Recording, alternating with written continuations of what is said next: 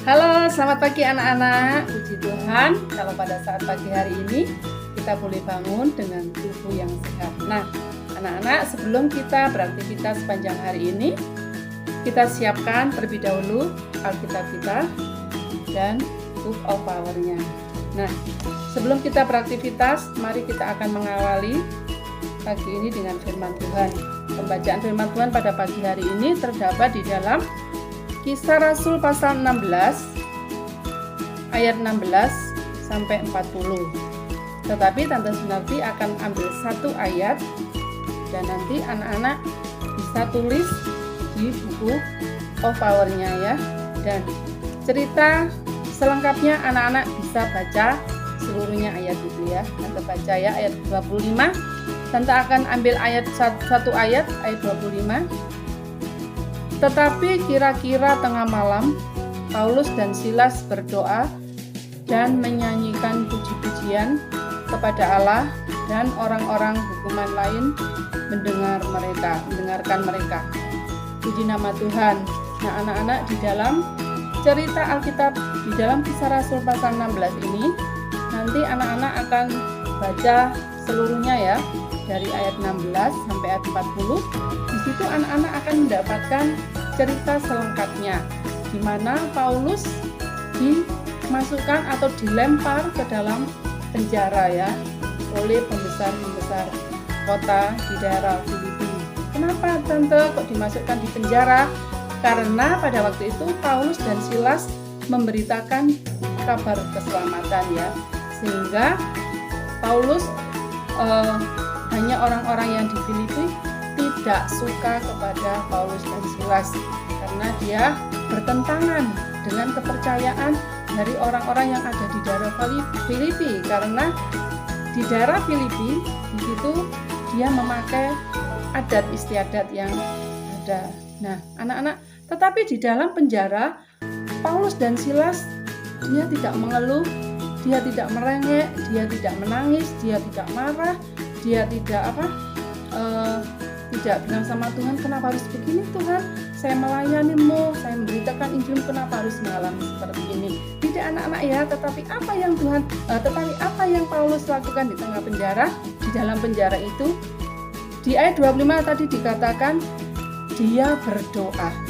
Nah, anak-anak, Paulus dan Silas dia memiliki sikap, yaitu ada 3 hal yang kita akan lihat dalam sikap Paulus dan Silas ini, hamba-hamba Allah yang takut kepada Tuhan.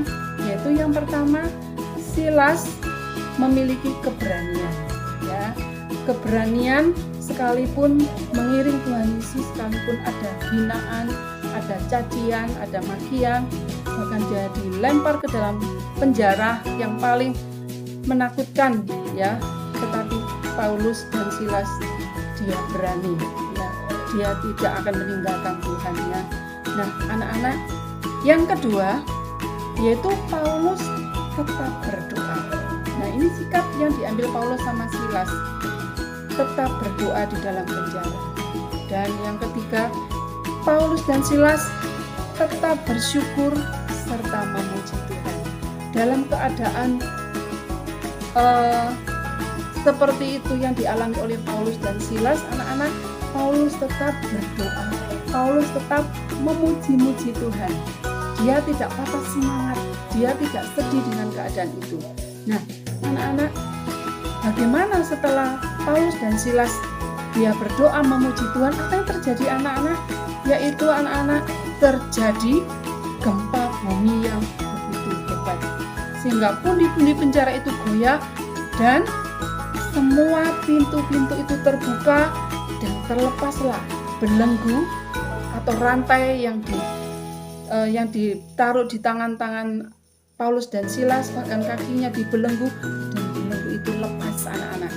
Nah, anak-anak, dalam hal ini kita bisa mengambil teladan atau contoh dari kehidupan Silas dan Paulus ya. Kita harus berani ya, kita menjadi anak-anak Tuhan, kita harus berani dalam hal apa? Gak usah malu-malu jadi anak-anak Tuhan. Dimanapun kita berada, mau makan mungkin di restoran maupun di sekolah, kita tetap berdoa. harus berani ya, tetap berdoa dan harus memuji-muji Tuhan. Memuji Tuhan anak-anak tidak harus di gereja saja, tidak harus di event-event yang tertentu, tetapi anak-anak setiap saat di rumah pun anak-anak bisa memuji Tuhan ya, bisa lewat YouTube, bisa lewat televisi, ada kan ada ya, ada firman Tuhan, ada pujian, atau anak-anak bisa main gitar, yang bisa main gitar, tanpa gitar pun anak-anak bisa memuji Tuhan. Nah, puji nama Tuhan anak-anak, dialah firman Tuhan pada pagi hari ini. Kita bisa mencontoh, mengambil sikap seperti Paulus dan Silas. Pertama, kita harus berani, dan yang kedua kita harus berdoa, dan yang ketiga kita harus banyak memuji-muji nama Tuhan. Karena di dalam berdoa, di dalam memuji-muji nama Tuhan, di situ terjadi mujizat Tuhan yang besar, seperti yang Paulus alami dan Silas alami ya, sampai tembok-tembok itu mungkin runtuh ya, sampai pintu-pintu itu terbuka, sampai belenggu-belenggu itu dilepaskan karena kuasa doa, karena kuasa puji-pujian itu di dalamnya.